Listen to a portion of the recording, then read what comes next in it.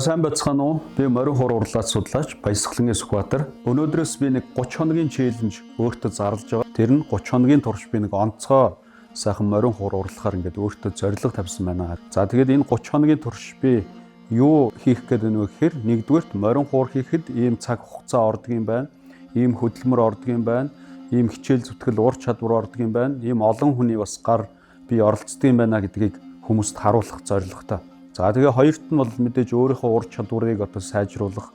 За тэгээ олонний нүдэн дээр ингээд юм хийнэ гэдэг чинь надад бас ингээд тодорхой хэмжээний одоо мэдлэг ур чадвар нэмэгдэнэ гэсэн үг. За тэгээд энэ челленжтэй та бүхэн маань хамт байгаараа 30 хоногийн турш морин хуур яаж бүтэж байгаа үйл явдлыг та бүхэндээ товчхон бөгөөд тодорхой харуулна. За тэгээд эхний үйл ажиллагаа бол манай үйлдвэр дээр очиод модоо хэрхэн сонгож байгаа, ямар мод орохын те эхлээд материал сонголтоо хийн.